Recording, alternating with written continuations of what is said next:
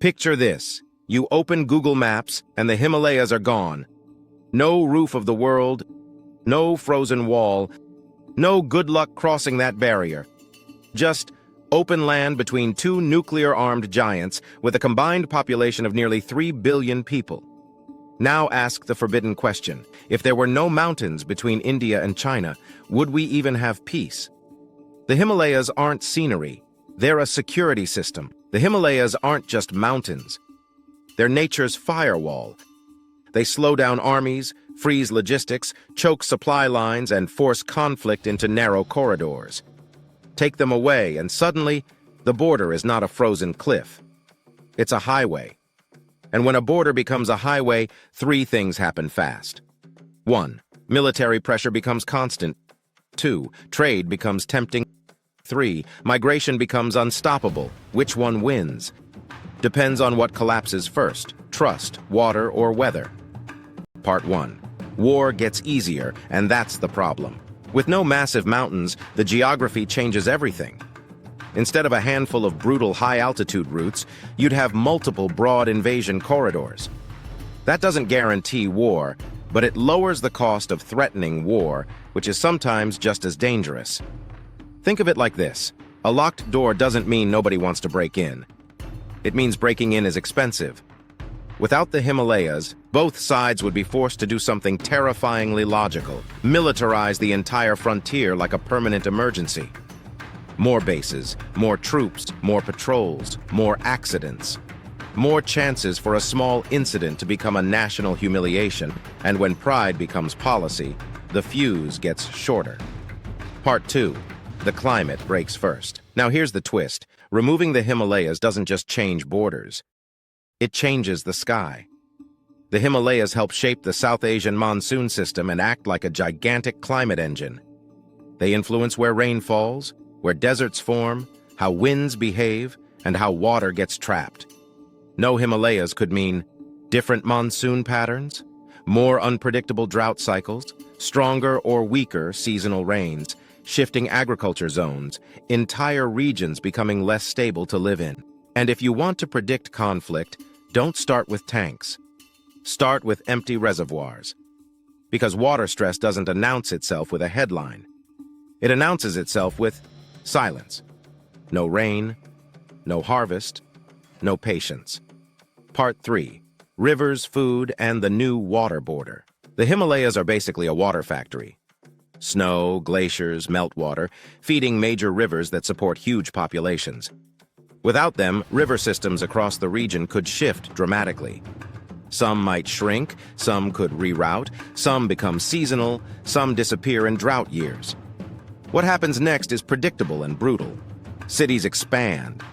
Farming demands grow. Industry drinks more water. Power grids rely on hydropower. And suddenly, every drop becomes political.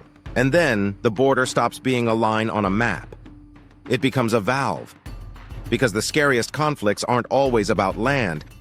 They're about who controls survival. Part 4. Trade explodes. And so do dependencies. But it's not all doom. No, Himalayas also means something huge. Frictionless trade routes. More rail. More roads. More pipelines. More cross-border commerce. In the best-case timeline, this creates a Europe-style interdependence effect.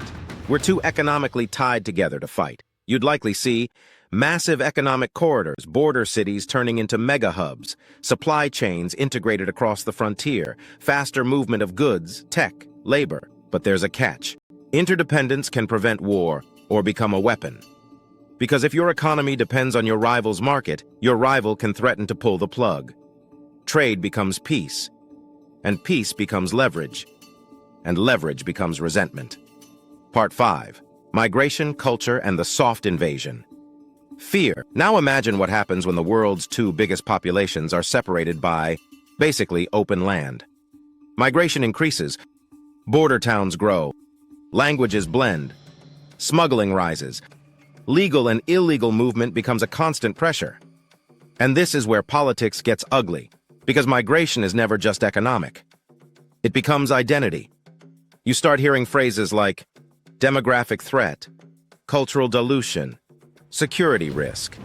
Foreign influence. Even if most people are just trying to work, survive, build a future, governments don't see migrants. They see numbers. And the public doesn't see numbers. They see fear. The worst-case timeline, and why it's plausible. So what's the nightmare scenario? A drought year hits. Food prices rise. Border patrols tighten. A clash breaks out.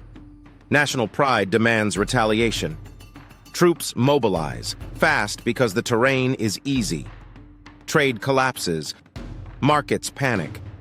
Alliances activate. The world watches two nuclear powers collide, not because they wanted to, but because geography made escalation too convenient. And then the real horror. Once conflict becomes normal on an open frontier, peace isn't a treaty. It's a pause. The best-case timeline, and why it's hard. But there's also a best-case version. No Himalayas forces cooperation early. Shared water agreements, trade corridors, demilitarized zones, joint climate resilience projects, border cities built for commerce, not conflict in that timeline. India and China don't become enemies. They become rivals who can't afford to break the world. But here's the truth. Peace on an open border requires constant management. Mountains don't negotiate. People do. And people come with politics. Finally, the line that nature drew. The Himalayas didn't just shape rivers. They shaped history. They slowed conquest. They separated empires. They filtered cultures. They bought time, centuries of time, for two civilizations to grow into superpowers without colliding head-on every decade. So if the mountains vanished tomorrow, the question wouldn't be, would India and China fight? The question would be, how long could they avoid it? If you want part 2, the alternate history timeline year by year, comment "No Himalayas." And subscribe to History by Nature, where geography doesn't just sit there, it runs the world.